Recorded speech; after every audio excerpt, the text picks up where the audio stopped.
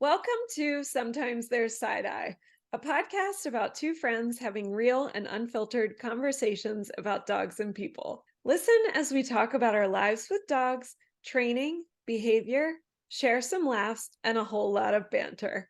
I'm Heather. And I'm Christy. Heather, what are we talking about this week? I am so excited this week. We are going to do so much learning. We have a guest. Her name is Danielle Cyr, and she is big into weight pull and canine fitness. And we are so pumped to have her here. So welcome, Danny. Yes, I am so excited. Oh my gosh. I'm so excited to learn a sport I know nothing about. And I'm excited too because my pit bull Lucy, I always wanted to do weight pull with her, but I could never find the information to really get into the sport. So I'm so excited to learn about it now because it's always been something I've been interested in. Yeah. It's a tough one because there is zero literature on it. I've been joking about making a book for like a decade now. I just never get around to getting past the first 3 chapters, but there needs to be. And similar to other sports, it's still a very small circle. And when I first went into the sport, there were a lot of gatekeepers, which made it both intimidating as well as hard to access. Our club up here has been a little bit more encompassing. I don't care the breed of dog, where you came from, or what your goals are. We're just going to try to show you how to teach it in a positive way, and we will micromanage the training to your particular goal. Not every dog is a competitor. Not every dog is going to be going to nationals, but every team is getting benefits from the training. That's awesome. Why don't we start off with you telling us the dogs that you live with and a favorite thing about each of them, and then we can really get into the sports stuff. Okay. Currently, I have 3 American Pit Bull Terriers. Pistol is the older princess of the bunch. She was my first intentionally acquired, ethically bred, purebred dog. Up until then, I had had lots of rescues from the shelter, and I work at a vet's office as well. So you get everybody else's leftovers in the field. Owner surrenders. Yeah. Exactly. She's a princess. She's a cat, sassy, witty, on her own terms, a little frustrating in that sense, but she has been very resilient in all of my learning mistakes as a trainer and a handler. Miss Smith is like a generation younger, like her niece, I think. She's the epitome of every pit bull terrier I want to see out there. She's never met a stranger. She loves all people. Yeah, there's some quirks with her animals and her dog, but she can mind her manners and keep a level head. She's willing to go from 0 to 60 in a heartbeat. She wants to do anything with you, and she is at your side 100% of the time. And then I got my boy dog, Kevlar, Kevin, with an exclamation point, because he's often yelled at like Home Alone. He's usually in trouble. He's not necessarily the dog I wanted, but he's the dog I needed in this stage of my life to remind me where I came from. Train the dog in front of you, advocate for him. Don't forget what I have at the end of the leash, and hopefully make him the best dog he can be. Ooh, sounds like you've gotten some amazing lessons from each dog, which is the best we can hope for, is to learn each time. Smith is a girl. I love that. That is so cute. Funny, her litter name was like Charlie's Angels. They were all named after the human part of Charlie's Angels. So she was Jacqueline Smith. And when she came here, I just kept that name for a little while, trying to think of all kinds of other names. And in the end, I was just like, it's just so different. I like it. I think we're going to keep it. So yeah, I like it. I think it's very cool. Since we're talking about weight pull and canine fitness, I know we'll concentrate on that, but what other sports are you involved in? Currently, the crew, we also compete in a sport called Top Dog, and that encompasses an endurance element of combining wall climb, slat mill racing, and lure coursing all in the same day. Very drive built, obviously created for the pit bull terrier, but it's becoming an all breed. It's getting popular. We'll put it that way. GRC has recently developed these same sports. There's a couple of other organizations now that are starting to do them as standalone sports. So wall climb's getting pretty popular. We also do dock diving. Everybody loves the pool. Gotta love it. My old girl trained in flyball and agility. We got benched from flyball when chasing the dogs became more fun than retrieving the ball. Fair. Sexual maturity and my breed predisposition, I can't be mad at her. She still dabbles in agility, but it wasn't my forte, so we just do entry-level exhibition kind of games. We also do lure coursing, disc dogging, rally obedience. I'd like to get better at obedience, which is kind of my personal goal right now. And I'm willing to try anything that they're having fun doing. I love that. That goes right along with our belief system. We really are so focused on the relationship and doing fun stuff with your dogs, whatever it looks like. Yep. Yeah. In the end, I love weight pull, but the dogs choose the sport. Just like the quadrants, everything is relative to the dog in front of you. So they're going to do it. We'll still try to find the sport they love the most. Yep. I would love for Tiago to do barn hunt, but it is not his jam. So, you know, it's just the way it goes. Well, can you tell us a little bit about the sport of weight pull, since we actually don't know anything much or anything about the sport? Would you mind kind of just going into a description about weight pull? Absolutely. I think the best comparison would, most everybody knows about mushing dogs and long distance work. But what they don't realize is most of that is actually a really high drive running, pulling, running fast, maintaining good endurance. But the dogs as a team are pulling a moderate amount of weight. In the early 80s, an organization called the IWPA, International Weight Pullers Association, founded weight pull as its own separate entity to keep the off-season mushing dogs in shape. When they created a sport out of it, they wanted it to be more heavier weights for shorter distances. So I think the original founding sport was 15 or 20 feet. So think powerlifting. They're not dragging a mile. They are dragging something a very short distance, but then they challenge the dog's mental grit more than their physical drive to pull that weight across that distance in under 1 minute. Different countries and organizations tweak the rules a little bit, but generally speaking, you will see angle iron rail systems out there, big wheeled carts, and giant like snow toboggans are probably the three most popular things that people have acquired to pull on. I love GRC because now they've dumbed it down to make it attainable, and people just need to use like one of those human rogue sleds, and it's based on the dog's weight pull is always based on the dog's body weight.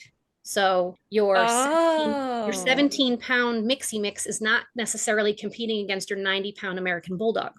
Right. That would be unfair. That makes sense. I liken it to track and field. While there is a winner in each weight class, your dog is still trying to pull against their personal best relative to their body weight that day.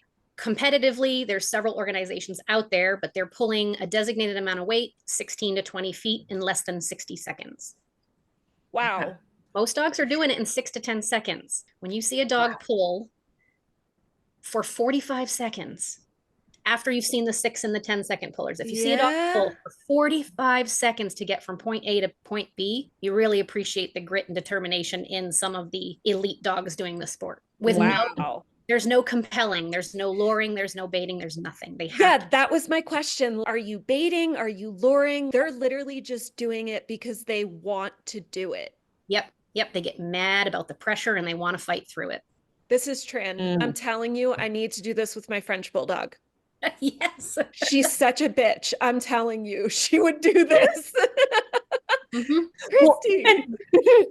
The reason like I thought Lucy would love it is because I would go to the gym, and at the time my gym was dog friendly. You could bring in your dog, and as long as they stayed out of the way, like they were welcome to come in. And we would tie like 100-pound kettlebell to her, and she would just drag it across the gym like, hey guys, what you doing over here?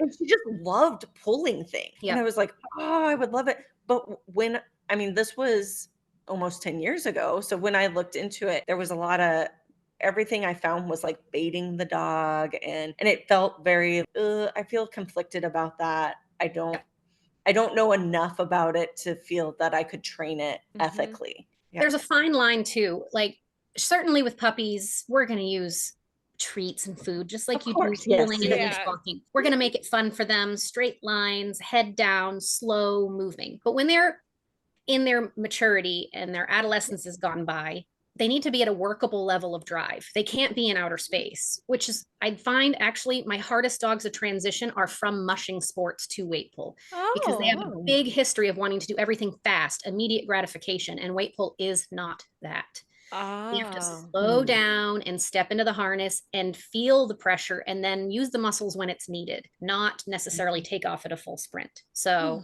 changing the brain, slowing them down. So drive can, for dogs that are just doing it for fun and conditioning, they're going to get a hot dog at the end of the shoot, or they might get a hot dog when they make it back to the car, but we're not baiting them. Yeah. That's really, really cool. And I liked your comparison to it's like powerlifting. Yes. Like it's not CrossFit, it's powerlifting. Exactly. You've got you're bodybuilding and you've got your CrossFit and your track and field sports, but then you've got your powerlifting. And you can't really have weekend warriors. Plenty of dogs that are already at a nice functional fitness level could come off the couch and do it, but there's higher risk if they're not prepared for any sport and they're going at a trial level.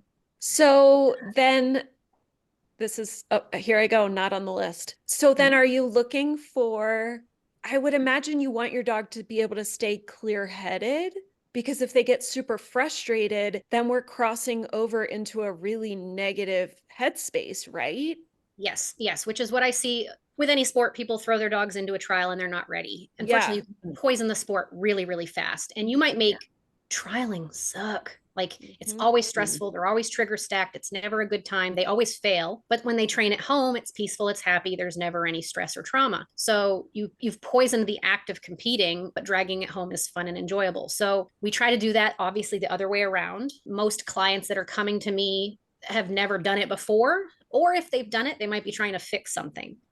We see frantic dogs a lot, and half of the battle of being a good trainer and handler is identifying what behaviors come out as stress signals, because you want to be making decisions right about then. If you start seeing fatigue or trigger stacking, you need to take a step back, because you will push your dog until they fail. And biggest thing in weight pull is they can never think they can't. You just can never let them go till they quit. You always have to use your fouls strategically, or have a helper line, or have the cart help push the cart for them. There's a lot of pointers and tips of the trade once you've been in it a little while. So ways to help the dog succeed so that they don't feel that failure point. Exactly. They're like, oh my God, it's moving. I did it. And then they leave the chute feeling great about themselves. They have no idea that you helped push the cart for them. And they don't come back like a horse next time and think, I couldn't do it. It's always going to get harder. I don't want to try. Oh, that is so cool. Okay. I really need to go to one of these events. This is neat. I know. To keep the dogs safe though, while they're doing the weight pull, is there special equipment that you guys are using? Because I saw harnesses and different things, right? Yes. So the most important piece of equipment you can get is a harness appropriately fit for your dog. And the misconception is it's like a mushing harness or a joring harness. It is not. They call it a freight harness, and there's usually padding around the shoulder straps, which you saw in Pistol's picture. Sometimes they're just flat with extra neoprene. Other times they're rolled with like a pipe insulation. Those should sit right in front of the shoulder bone, but not impeding their reach and drive of their front limbs. It should not be so tight around the neck that it's putting any pressure on the soft part of the trachea. So when you feel a harness on a dog, you should feel the front of their sternum, not the soft, squishy skin of their throat. Good form is head down, body straight. Just like if you're squatting or deadlifting as a human, you want all of your back muscles to be straight and loaded on one another, not twisting, turning, or jerking. So dogs that are alligator rolling and jumping and bouncing and flailing, no, it's not good form. Some can get it done, but the less under control they are, the higher their risk of injury. That makes sense. The harness also has a big dowel in the back. It spreads the webbing away from their thighs, so there isn't any friction or rubbing along the back legs. It hangs a little bit lower, like between their hock and their feet, and that allows for a low point of attachment. Most of your joring and your mushing harnesses, the attachment point is a toboggan sled or a hip belt, which is usually taller than the dog, unless you have a very big dog. So that attachment point actually changes where the harness puts pressure on the dog. So if the harness is not fit properly, you may get chafing. It might affect how they want to move in the harness, and it may affect how successful they are down the road. You don't want any compensatory issues because the harness doesn't fit. I get it. If you have a puppy, no one wants to buy 3 or 4 harnesses while they're growing. Some makers will make what they call puppy sets. They're less insulated because you're not really doing heavy weight. You're just getting them acclimated to the harness as they grow. You're teaching them slow straight line movement on a leash. You're not allowing them to take off after squirrels or do all these crazy things.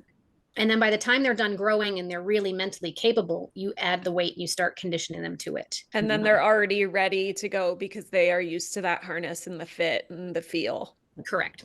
There's a lot of things. Some adult dogs come to me and they could take several weeks just acclimating them to the harness. Put the harness on, feed a bowl of food, take the harness off. That's all we do for like 3 weeks. I can believe that because some dogs are just not down for that harness. Yes. Yeah. As someone who accidentally poisoned the harness for their dog by doing, 15-mile runs in a ill-fitting harness that chafed my dog. I poisoned that harness for life. So I understand, yeah, it would be very important in this sport to have the right fit. Yep. They can range from $75 to $150, but that's your one, aside from traveling and competing, that's your one big investment. And it should last the lifetime of your dog. If you're like me, you've got multiple dogs of the same breed, you may be able to use hand-me-downs. Okay. Yeah. You know? I love that little re-gifting happening. Exactly. I like it. So what makes you, you're clearly passionate about the sport. So what makes you so passionate about the sport? How did you get here? When I was first a baby trainer, I, of course, like most of us, got a feral, shy street dog that just couldn't cope with life. I mean, pee on you if you pet her, hide under the couch, perpetually scared of everything. In our 2-year journey, we discovered that avoiding classes wasn't going to solve our problem. We wanted to build resiliency through a little bit of adversity and stress. So we would try to do these, I call them stress inoculations. We'd go to a class. We wouldn't pressure her or traumatize her. We would just exist. She'd go home. She'd be like, whoo, shake it off, feel a little bit better the next time. You know, after 6, 12, 2 years of classes, she started looking forward to going to classes and looking forward to meeting the people that were always at the classes. Slowly, I saw my shy dog start to blossom.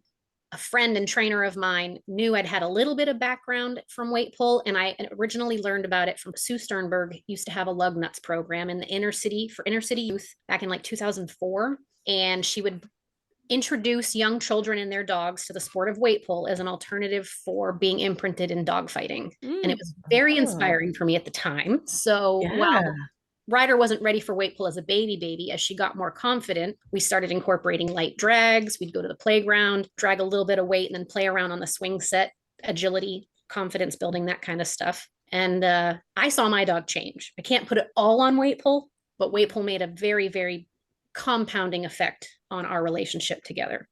Then a friend of mine who was also my mentor and dog trainer said, you know, you really should have little group classes here. We could just call it the Island of Misfit Toys. I don't know about you guys, but we have a lot of people at the Midnight Walkers Club. It's not safe to walk around your neighborhood. It's not safe to just go to the park, even if it's an on-leash park, because there's always going to be someone to set back your training. So we started small groups, and people could work on desensitizing and counter conditioning their reactivity in the presence of other dogs. We'd use blinders and manage and do everything we could. But when they were in the shoot training, all effort was on them. Wow. And, we got a lot of behavioral mod dogs in the beginning, and then several moved on to be pretty competitive. Wow. That's amazing. So, wow, it really is. You changed some serious lives. Yeah. And to this day, I mean, those people don't even have the same dogs anymore. They're like, we're going to bring every dog here from now on. So whether they compete or not, they find the benefits of weight pull, and then weight pull might open the door for other dog sports. I mean, the insurgence of fast cat and all these things, they're learning how to manage their dogs in new places, be responsible, advocate for their dogs. I'm not saying we're changing the dogs. We're just changing their perspective on their relationship. Yeah. That's incredible. When you see as an owner, when you have a difficult dog that like is not making progress and you just feel stuck, and then you see these changes where you actually see them making progress and you're like, I got a win today. I got another win. I got another win. Those wins really add up, and it changes the whole relationship with that difficult dog and makes it a partnership instead. Find the little wins, celebrate the baby steps. Because otherwise, if you don't like the journey, it's going to be a very long road ahead. Yes. Can any breed do weight pull? I mean, you said in the beginning that you're seeing it more common, but do you really see a lot of different breeds doing it? Absolutely. So now that the UKC, I don't know when UKC accepted it, at least a few decades now, UKC is an all breed club. So they have it as a recognized sport. AKC did, but it was mostly amongst breed clubs like the Swissies and the Alaskan Malamutes. When UKC recognized it as an all breed event, and UKC offers the total dog, which encourages people to do stuff with their dogs. While we do see more dogs trying out sports they shouldn't be in yet, we do see people trying new things. So we've got Chinese Cresteds, toy fox terriers, doing weight pull. Yep. I've got a corgi in my class. I've got a Portuguese Podengo, a little mini one. It's no way. Cute. Yep. One of my best pullers to date was this little 8-pound Maltese poodle Shih Tzu thing from Craigslist. And he went on to win so many trophy awards in his lifetime.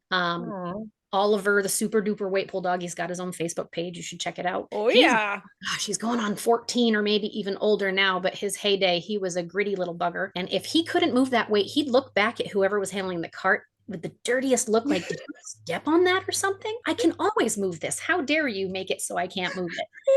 I mean, sass for a little guy. And I will say, the longer I've been in the sport, the littler dogs, pound for pound, can outpull a lot of these big dogs.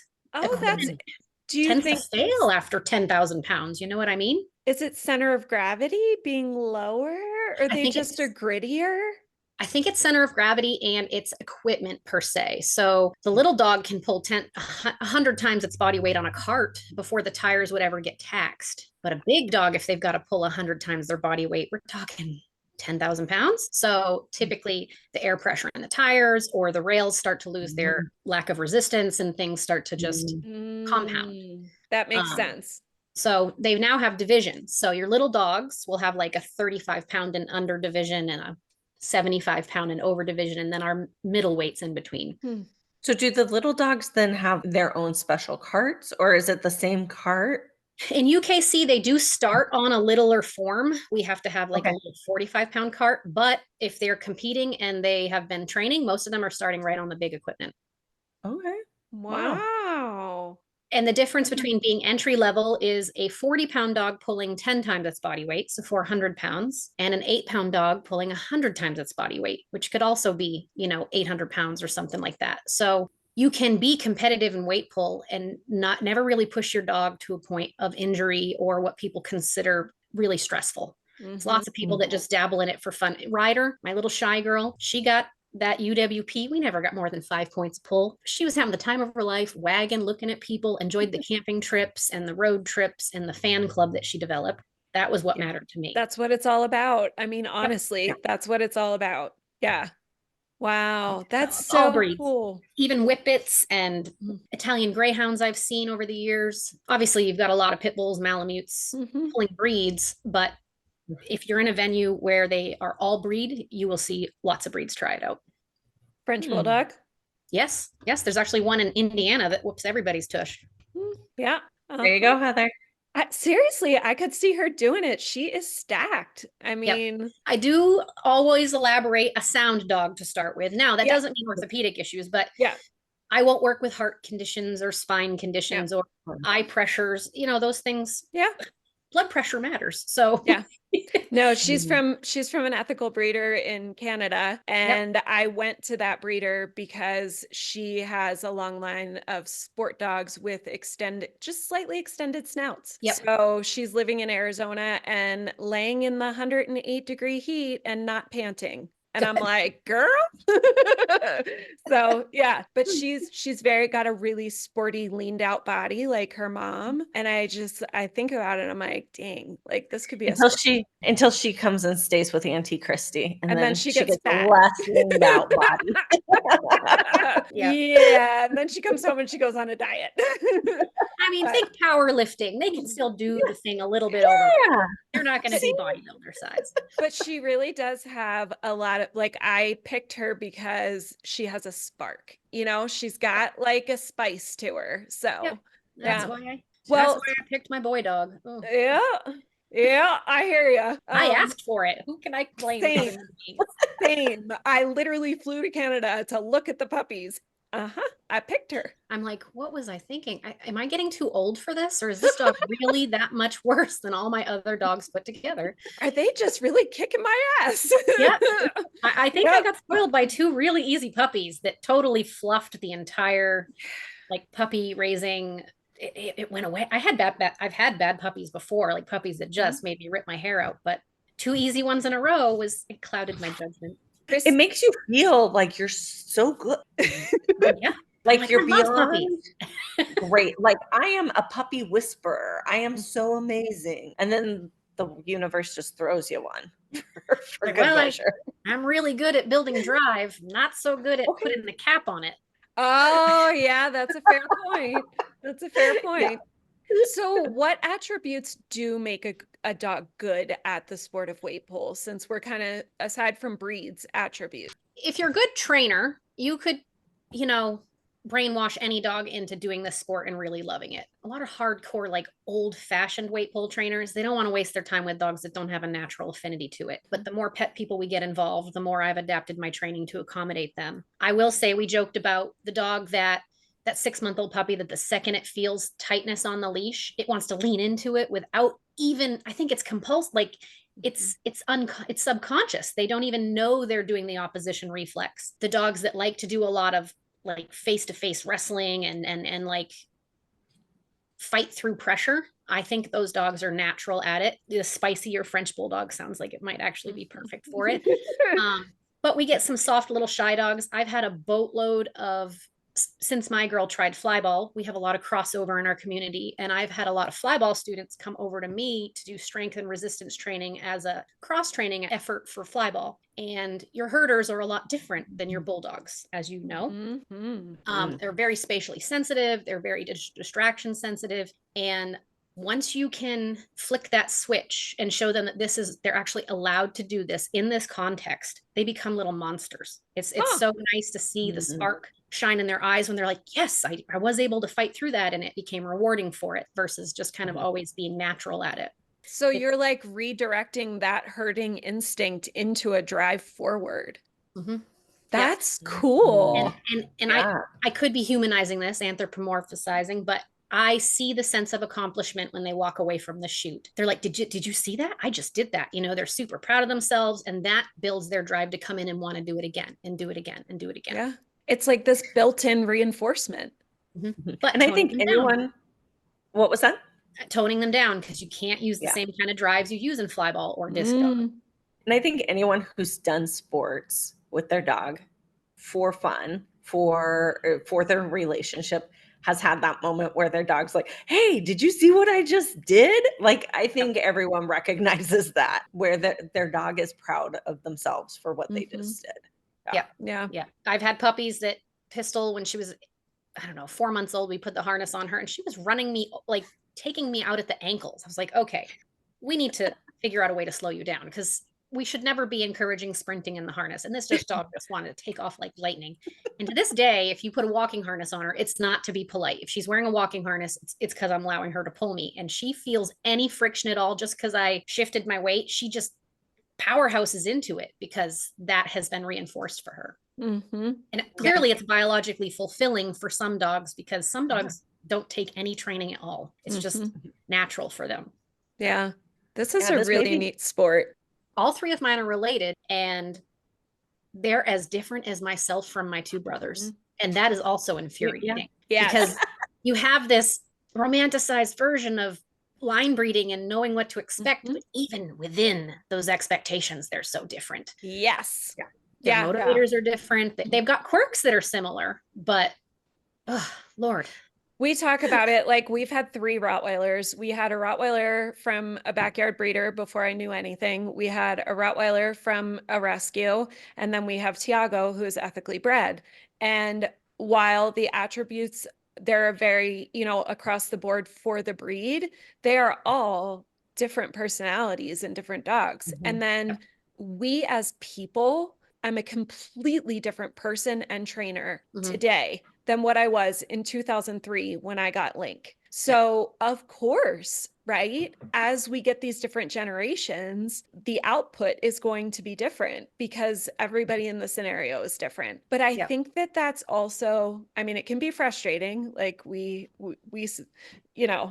have our moments, but I think it's also really cool because it forces you to build a relationship with that individual, and it forces you to dig deep sometimes and figure out, okay, how do I connect with this dog? I was very unfair to Kevlar. I would say the first year of his life, I was constantly comparing him to his mother, and it was not fair at all. And just people kept saying, he's not the same dog. You're never going to get another her. So once I took a step back and appreciated him for who he was, and actually started training around that and enjoying his one-on-one time like that, a lot of the pressures and the stress went away. A lot of the embarrassment, a lot of the just feeling like a training failure. I'm like, geez, this is my breed. This is what I do. How can we have gone so left field? But once I took a step back, he's now honing in with the other girls. It's just from a different direction and a different reason. He needs a cork on it. The others don't need a cork. Yeah. I love my breed too, but it took me to live with him to realize he's not part of the breeding program. Like, he's the kind of pit bull we don't want to see out there. Like, while a handler like myself or someone very experienced could, he's not the ones that I want to see out there in regular homes. And isn't it a kicker that he's got the best health testing to date? Oh, so it is a whole package. And, you know, I signed up for him. He's definitely my burden or my love forever, but I'm bringing on the challenge, as we say. We can manage him to go to some civilized events. He can do weight pull trials. He can go to the pit bull shows where people expect the dogs to be a little bit gnarly, and they're not running up and trying to hug your dog and be ridiculous. But I've also realized the things that I don't want to put him, he doesn't want to be touched by people he doesn't know. He loves his people and that's it. Oh, that sounds like a dog we know. Her name was Lucy. Yeah, so long as I advocate for him, he's super confident. But the second I'm like, oh, he'll be fine, he's like, I will not be fine. What did you used to say? You can try and say hi to her, but you'll probably be offended because you'll probably get your feelings hurt. Yeah. Because she would stand next to people. And so people obviously were like, oh, she's standing next to me. She wants to be my friend. And then she was like, don't touch me. I just wanted to stand by you. Like, stop. Yeah. She was so wiggly and like bend in half and like crab walk to you because she was so excited to see her people, that then somebody from the outside would be like, let me say hi. And she's like, don't touch me. She's like, no. I'm like, I'm sorry, she's going to hurt your feelings until she gets to know you. But once you're in, man, you're in. Yeah. Yep. Kevin's circle's pretty small right now because living alone did not help any of our development there. Oh, yeah. But yeah, that's he knows now I'm not bringing him out. He's not a petting zoo. And now that he knows that I'm not going to put him in those situations, he's much more relaxed. And when he knows what's expected of him, or at least he knows the clear rules, he's a dream. He really is. I just had to take a step back. It has really given you a lesson in advocating for your dog, which we talk about. You know, it's so easy to say, I'm going to advocate for my dog, but sometimes that is really hard to do, and to figure out what that looks like for your dog, because it might be something that you didn't expect. So he has taught you quite the lesson in figuring out what that looks like for him. And you know what? You will take that forward and it makes you a better trainer. Exactly. Yeah. He can crate kindly. He can be nice and quiet. He can road trip. He can go to hotels. We've gone halfway across the country for events and stuff, and no one would know it unless I tell you, please stay back. We call him the Raptor. Just don't provoke him. He doesn't need a bite history. We don't need to turn him into a statistic. I just don't. I work in the veterinary field. I see what could happen, and it's always lulling on the back of my mind, and I can't unsee some of the things that I deal with. So it's just my ego isn't worth his life. Yeah. absolutely. Yeah. That does go sort of into our next question, which there is or seems to be a stigma around weight pull. And so can you talk about that? Because we are talking about pit bull terriers, and, you know, you mentioned dog fighting and weight pull and sort of all the stigma that goes along with that. So can you just speak about that a little bit?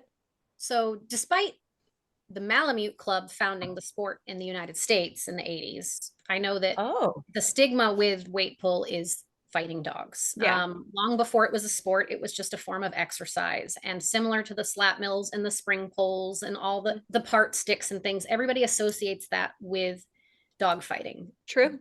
The truth of it is a lot of those should be associated with responsible dog ownership. Having a treadmill should not be a reason to be looked at by the police. It should be a shiny example that you're exercising your dog. You're giving your dog an outlet. Having a spring pole should be no different than giving them biological fulfillment, because your dog, you know, murdering things in your neighborhood is kind of frowned upon. So instead, give them alternatives to enrich that drive, right? Yes. Reinforcing, it's a safe outlet on, you know, in lieu of what they could be choosing to do, which I find the longer I've had these sport dogs, it's a way more enriching life than just sitting at home and walking your one block once a day every day.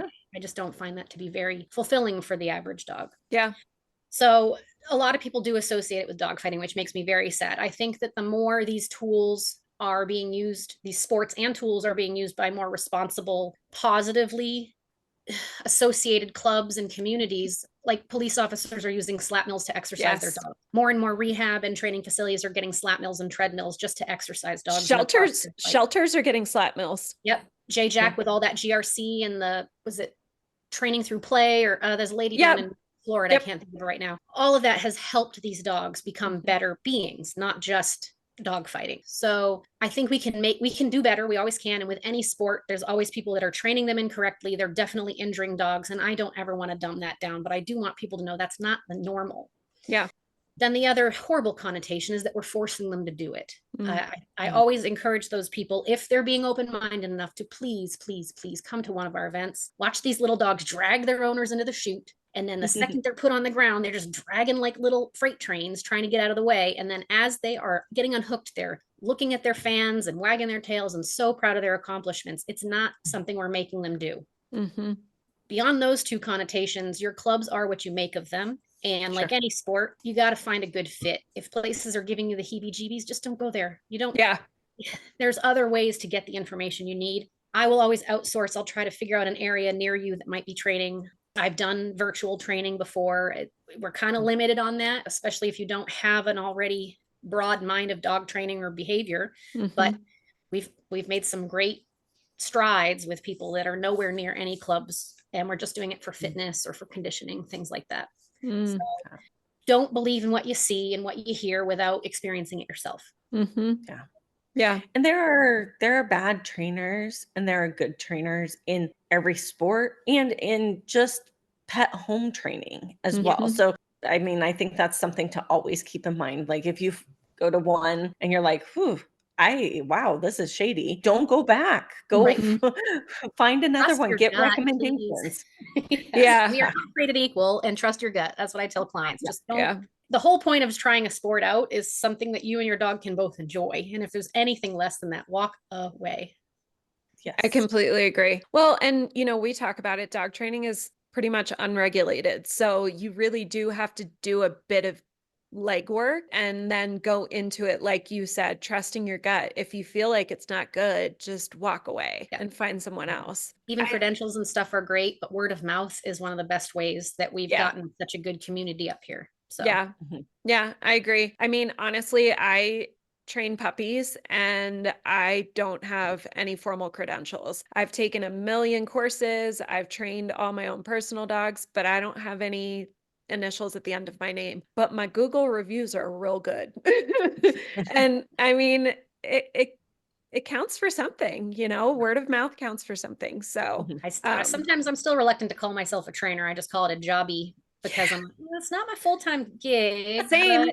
I'm not sick of dogs enough that I do it before work, after work, on my weekends. So I do enjoy it more probably that I found my niche work, just focusing on the training aspect of sports and fitness. But you still see so much behavior modification within that little bit of training. Yeah, I kind of looked at the industry as a whole and said, where do I really want to work on things? And like, what does that look like? And BMOD is not for me. So I listened to another podcast called The Canine Paradigm. And one thing they said, if it's not a hell yes, it's fuck no. So at this point, if it doesn't bring me joy, I'm just not letting myself get bogged down by it. I love that. What organizations support the sport of weight pull? You've said a lot of different acronyms. So if you can give some acronyms and then actually tell us what they stand for, a lot of times I forget what they are. I have a but list. If you're prepared. Awesome. So one of the slides I sent you, because I was like, oh my God, I'm not going to remember all this. Yeah. So there's several up here that I'm affiliated with directly. The United Kennel Club, UKC, American Pulling Alliance, that's the APA. There's W3PO, which is the Worldwide Weight Pull Organization. It's not Star Wars. There is the American Dog Breeders Association, ADBA. That's pretty much the Pitbulls Heritage Registry. There's also Iron Dog, but that may have dissolved in the last few years. And UPF, United Pulling Federation, or something like that. UKC and ADBA are clearly breed registries like the AKC. So they want your dogs to be registered with the organization before you can compete. A lot of the other ones are you just show up, enter your dog, and have a good time. There's no annual memberships. There's no registries. There is also International Weight Pulling Association, IWPA. That was one of the founding clubs. I'm not affiliated with it in New England because it's kind of dissolved due to party poopers. So again, build your community up and Yeah. If they're going to be that kind of party poopers that they dissolve the whole sport, we're not going to touch it with a 10-foot pole. Yeah. That's not the Yeah. kind of stuff I want to be dealing with up here. So they're all slightly different rules. Some you can compete as young as 9 months, some as a year old. Some are much easier to get to and host. So for example, like our W3POs and our APA, I can throw a trial together in less than 30 days, have some people over, have a barbecue, put together some score sheets, send it in, and people are getting points towards titles. Or No way. EBA and UKC takes 6 to 12 months to organize an event. You hire judges, you bring in a bunch of stuff, usually rent a venue. It makes it a little bit less attainable. But if you have a big club here in Maine, I founded the Dirigo Working Dogs, which is a weight pull specific. I don't care about the organization. We'll do any kind of weight pull that they let us host. And then the United Kennel Club, we founded the United Dog Sports of Northern New England, which is a UKC club. We had so many weight pull advocates that we are a club that hosts weight pulls as well. Wow. So, which I find very beginner friendly, even though they do have rules that here's how I see it. UKC, our sport was put on probation for like 5 years. So there was no weight pull happening in the New England area. Okay. And I'm sure it was due to drama. This is kind of before I was really hardcore into competing. I was just training. When it came back, they had some rules, some restrictions that the competitive people didn't like. And the way I see it is if you don't like the rule changes, then maybe you're one of the reasons that the rules happened in the first place. Oh yeah. Like they put caps on pulling. You can pull your dog until it quits, but there's a certain percentage level where you earn points, and they don't see any reason to push your dog beyond those point pulls. Yeah. So you get really heavy hitters like mine. It's practice, it's warm up, it keeps them in shape in between the seasons for the big competitive pulls where dogs are pulling 100 times body weight and crazy stuff. But at the same time, it's less competitive and more welcoming to beginners to try it out. Oh, that's really cool. Yeah. Now AKC has an all-American registry where like you can register your mixed breed. Yes. Does UKC have something like that? They do. It's called a performance listing or a limited privilege listing, which just means your dog will never be part of the breeding program, but it's allowed to participate in all of the all breed sports that are out there, which I believe encompasses almost everything except for the hunting and trailing stuff, like beagles and hounds and hunting dogs. They're on their own little wavelength, but dock diving, weight pull, rally obedience, lure coursing, all those all breed sports, with one number you can enter in all of those. My next question was, does AKC, I know you said for AKC there was breed specific for weight pull, but do they allow all breeds in weight pull now? Do you know? They do not. AKC as a whole does not host all breed weight pulls. However, breed clubs may. So the Alaskan Malamute Club Association, they may host a weight pull, but it's going to be IWPA recognized at an AKC event. There's some hoops they have to jump through. The Swiss Mountain Dog, they might have a weight pull there, but they're usually covering the points and the listings under a different. Plus, some of those breed clubs have their own private titles and awards of achievement. Where they do need to do some of these titles in different sports. And how else would they do that unless they provided a place for them to do it? Yeah. I know you are into both canine fitness and sports. Which came first for you? Was it the canine fitness or the weight pull or the sports?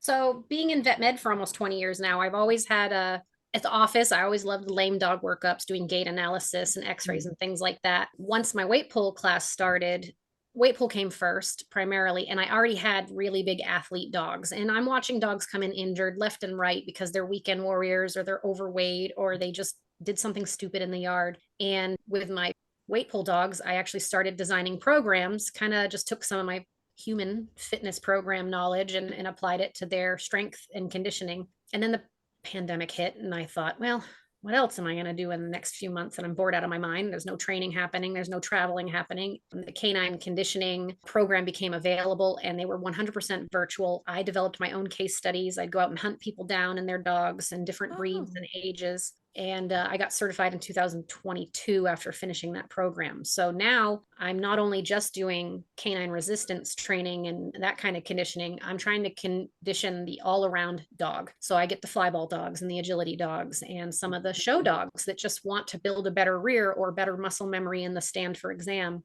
And it's applying stuff I was already doing. I just have that confidence now in the credentials behind my name, which seems really silly, but sometimes you just get, sometimes I don't feel good enough. So just trying to do a little bit more and feel more, I know what I'm talking about. I just don't have an affinity towards it. Yeah. And so weight pull can be demanding on the body. And you mentioned a lot of weekend warriors and things. What do you do to prepare your dogs? So anyone who's going to do a sport, I encourage they try to incorporate 4 active days a week that is outside of the sport they're already doing, which is half the battle. Well, my weight pull students just want to drag weight 7 days a week. Well, no, rest days are important. And you can maintain a strength building program with as limited as 3 days a week of some sort of resistance training. The rest of the week, you should be doing other things like balance work and flexibility and endurance work, incorporating that in, incorporating mental work. A lot of our fitness exercises are really just tricks that we're doing in a repetitive fashion in the same context on one piece of equipment, which my dogs find absolutely fun, by the way. If we didn't compete in any sports, they find our daily little fitness sessions the best things in the world. There's no pressure on them. There's lots of snacks involved, and they feel super proud of themselves. But for weight pull specifically, I want to see them doing some sort of strength training 3 days a week, bare minimum. If they're going to be driving and taking the time and spending their money, they should be doing that. And it doesn't always look like drag work. Strength training may look like burst jump stanchions and balance equipment, wobble boards. It might look like pivoting and backing up and sidestepping, maybe just position changes at an elevation. But drag work's the easiest one to get once you have a weight pull harness and a safe place to drag. So it's like people, if you're doing one sport, you don't just keep doing that only to train for it. You need to do the cross training so that all your muscles are strengthened, so that you're not wearing out one muscle. Correct. I find the study's going to elude me right now, but I would say the highest incidence of injury rates in dogs right now are actually dogs that do nothing but come off the couch and T-bone one another in the yard. The second highest incidence are dogs that do a sport, but only one sport, and there's no well-rounded cross-training program. So if you think of all the compensatory issues of, say, just dock diving, if your dog runs and jumps 35 times in one day, based on how many minutes they are on the dock or how many reps they had, you're hyperextending the back, you're doing burst work of the legs. When are you counteracting that? Are you doing play bows and spine stretches on the sidelines? Are you doing a warm up and a cool down? How are you helping combat your dog doing the same exact motion so many times in a day? And how are you going to prevent them from overdoing it if you don't balance it out? Yeah. Our friend who has the Stafford pilot, he's extremely competitive in dock diving, and she's also a veterinarian. And she has her whole program to warm him up, cool him down, because he's one of those dogs that his entire body is extended and stretched, and he's just pushing, he's jumping over 20 feet and he's a Stafford, so she has her whole program, just like you're talking about, to condition him at home too, but even just at the dock to prepare to jump. Yep. You've got sports like fast cat and dock diving and agility where people are just kind of coming up. I mean, agility, there's training. You need to be trained for agility, but there's some dogs that are ill prepared and they're going to trials. But, they're doing puppy prepping at 6 months old. They're doing a little bit of weave pole introduction. They're not doing the whole sport, but they're starting nice and young and they're grooming their dog to do these activities. No one bats an eye. But someone sees a dog dragging weight in a random field and it's the end of the world. So we're just trying to show that when trained properly, all these sports have risk, but when trained properly, we're mitigating it as much as possible. That's our primary concern. The spine injuries and some of these other sports, the neck injuries, there's risk in everything. I want my dog to have fun. Weight pull seems to be a little bit more of a controlled version of fun. Yeah. But don't get me wrong, they would all choose dock diving over weight pull. Yeah. It's like play safe, play hard, and make sure your dog's prepared. And if you make it part of your routine and part of your training, you can also make it fun, which sounds like how you approach it. Yeah. We try to advocate as much for safe fetch. Everybody in the world knows what fetch is, but nobody thinks of how much it actually hurts your dog. So we do different forms of fetch, like finding the toy in really tall grass. So they're not hitting it full speed ahead. They're using their seeking instincts instead. Smith, I do a send out. She'll go, 50 feet to a cone, circle it, come running back to me, and I've got the toy in my hand at eye level. She's not bending over. She's not alligator rolling. She's not tumbling into the trees. I try to restrict it as much as possible, but they love their fetch. And Kevin, Mr. Naughty Pants, he loves his Frisbee. And that dog, for as big and goofy as he is, he can catch a Frisbee looking like a ballerina. He's amazing. Mhm. But we did a lot of foot proprioception and balance work as a puppy because he was my demo dog through the program. Ah. And that just stuck with him, you know? So we still maintain it, but he's much more self-aware of his body than the other two are because I didn't do as much of the foundation work with them. Is there formal training for the sport?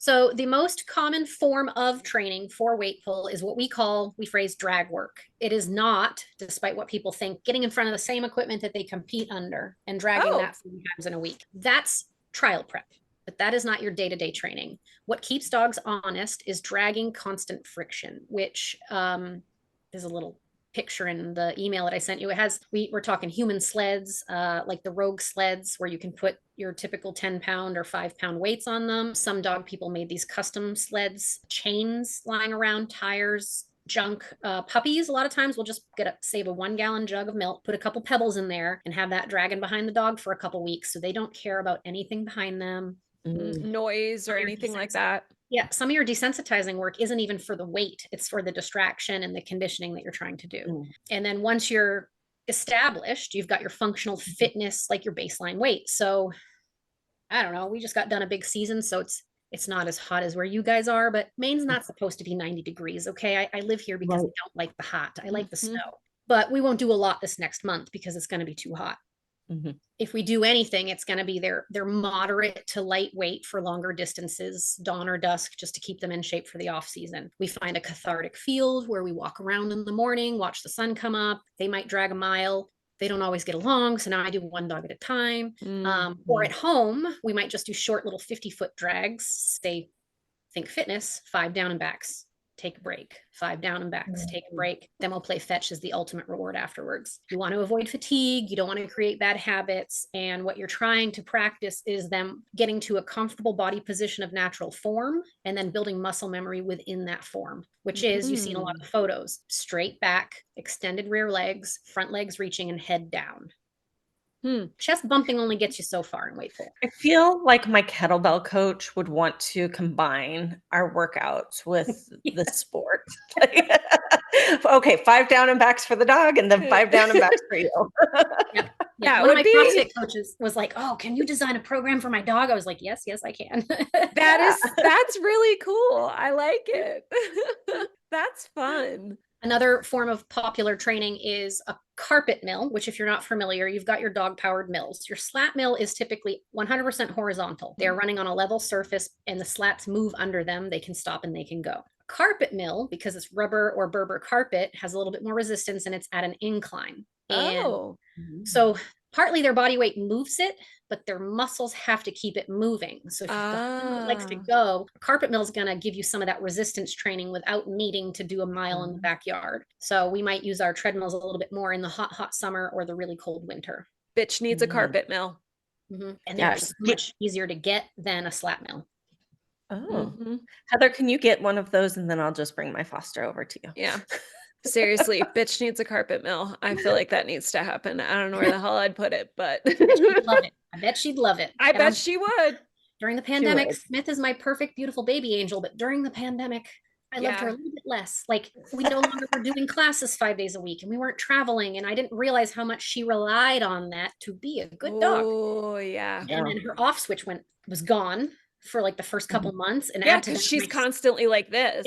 Add to that my stress of the world coming to an end. So like, I'm like, oh my God, something. So I did, I on Facebook Marketplace, I bought a carpet mill. That was a life changer. At night, I could get home from work, throw her on that for 10 minutes, work out her little willies, which would typically be zoomies on my furniture. And then she was good. She was ready to snuggle and we were fine. Pistol's always had a good off switch. She doesn't need that per se, but oh my God, it was rough. I like it. A lot of people did it. I like it a lot. Yeah, carpet mill, they decide their pace. So it's great for them just working out their natural drives. They need a lot of training if you're going to do control work on it. The electric mill makes my dogs mad because they want to go fast, but it makes them go slow. So Smith is like frustration. Yeah, she'll walk, dig a little hole, walk, dig a little hole because she's trying to make the belt go faster. It's really funny. 10 minutes on that electric mill is so much more mentally exhausting for her than 10 minutes on the carpet mill because she has to show frustration and work through it and not do what she wants to do. That, Yeah. wow, that's really interesting. That's very cool to like see the difference in her. Yeah, and what you Mhm. could do is make them walk for a few minutes, and once they're showing acceptance of the gait, you allow them to speed up to a trot, and then you slow them back down, and they realize they can control the situation with a little bit of give and take. But in her learning phase, she was mad because she learned on dog-powered mills, not electric ones. Yeah. Hmm. Yeah, and I know we have here in Arizona a couple companies that do. Yeah. They bring you a van, air-conditioned van, and let your dogs run on slap mills inside the van, which is great. My dog, Lucy, would walk or run for a few minutes, and she was older by the time this came out. And then she'd just lay down and be like, "No, I'm done." A great Now concept. that was enough. Yeah, a little workout mobile. I had a gentleman interview me from South Korea. He was starting a program like that out there because they have a bad obesity problem and their cities are just on top of each other. You know, there aren't dog parks and stuff. So he's doing very successful with that. That's very cool. Yep. Huh. Yeah. I love that. What is your favorite or most memorable moment that you've had with your dogs in weight pulls since you started? And I feel like you've had quite a few dogs, so maybe share a few of them.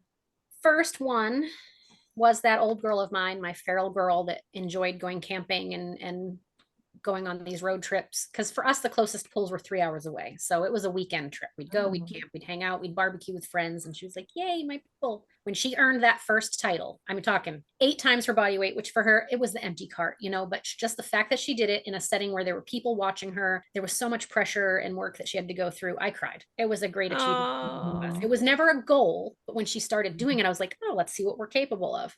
The next best one would be a couple of years ago.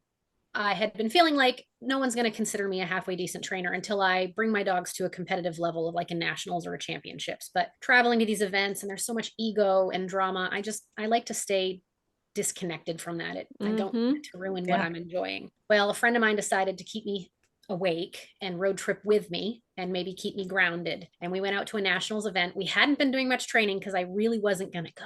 I was so up in the air. We had been doing dock diving, fitness, but barely any drag work. And we showed up to nationals and both my dogs, I don't know what happened, but it's like they knew it was an important event. They both came off the couch. Pistol pulled probably 4 more reps than I would have ever expected from her at this event. And while she didn't place, she was one of the older dogs there. I was super proud of her. Smith, I thought we were getting ready to drive home and they're like, oh, and you got 3rd place. And I'm like, holy smokes, my dog just podiumed at a national event. And I mean, these people were from all over the country. Some came up from Mexico, down from Canada. So I was super, super stoked that Smithy got an award. And I was so awestruck. I just wanted to get in the car and go home. It hadn't sunk in yet. We had a really long drive. And my friend's like, no, you go over there. We're taking pictures. I'm like, okay. Good for your friend. Good for your friend for making sure that you really felt that moment. That's really cool. I was like, no, we got 20 hours. Let's go home now.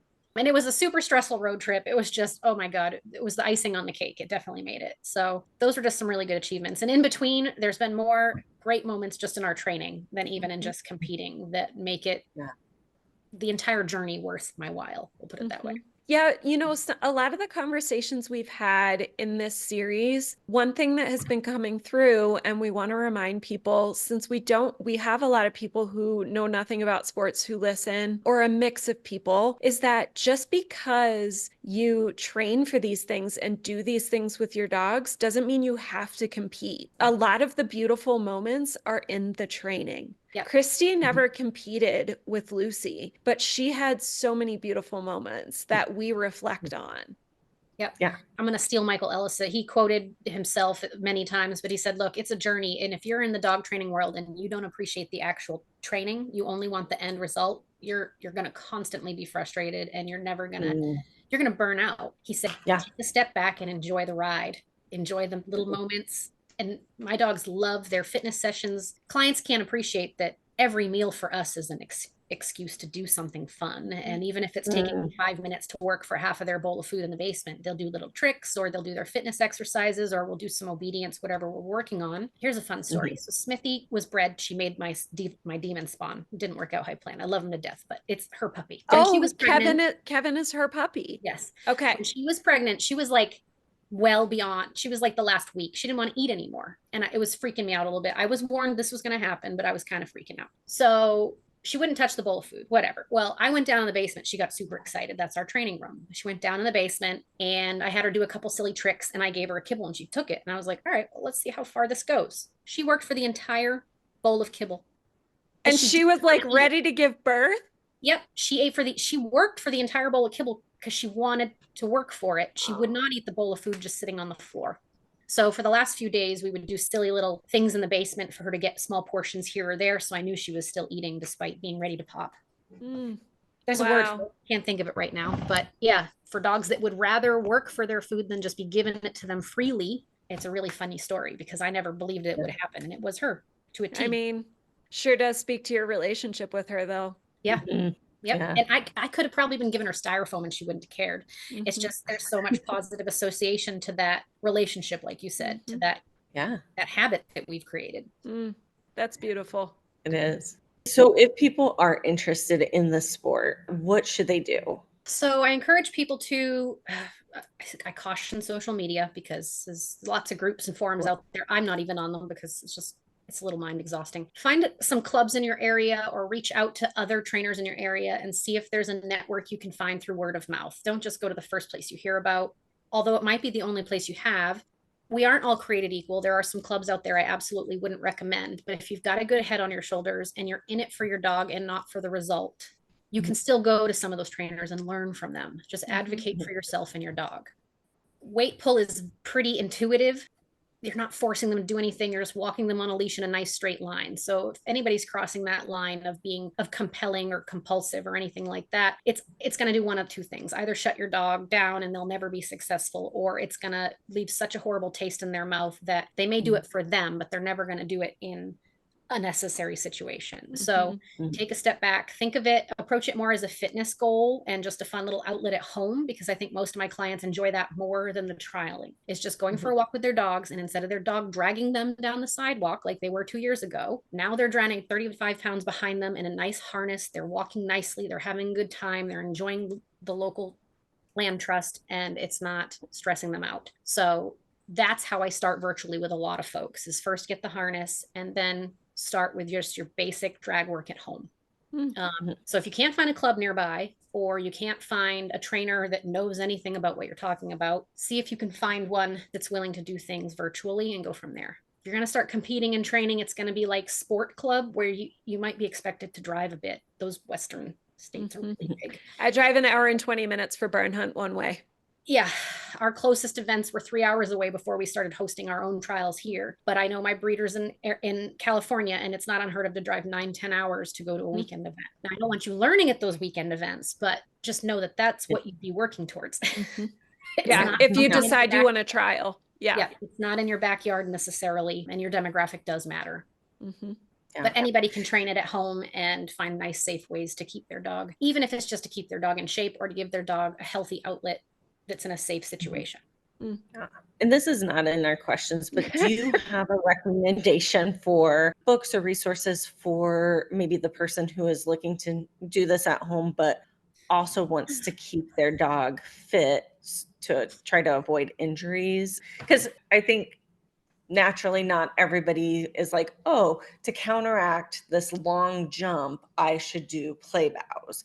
To counteract this spinal twist, I should do this other thing.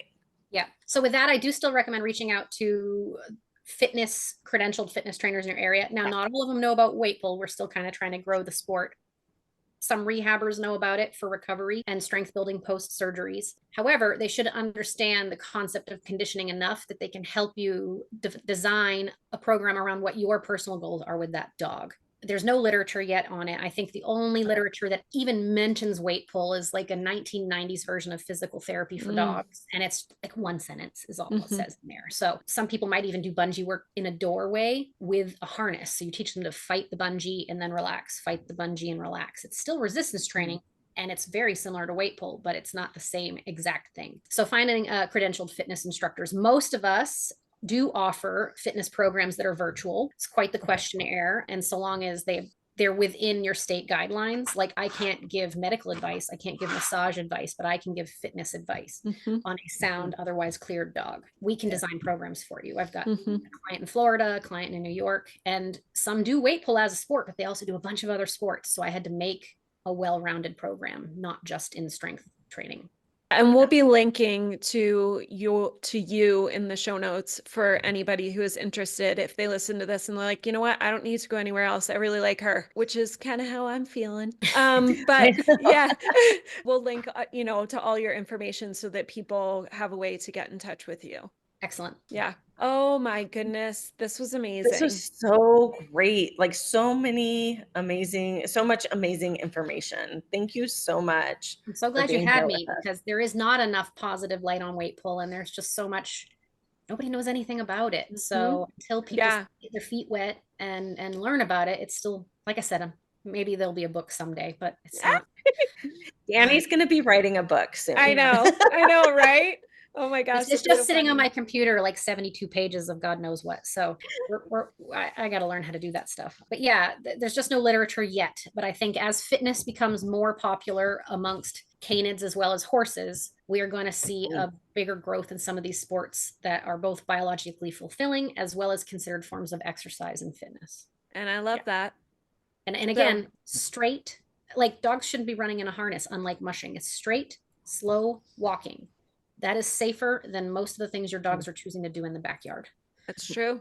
Yep. Well, thank you for taking the time. Thank you for educating us and educating our listeners. It has been a blast. You have been a joy. Thank you. Yes. Thank you. Thank you so much. If you've enjoyed this episode, subscribe, rate, and share us wherever you get your podcasts. Also, come on over to Instagram and engage with us at Sometimes There's Side Eye. Thanks for listening, everybody. Talk to you next time. Bye. Bye.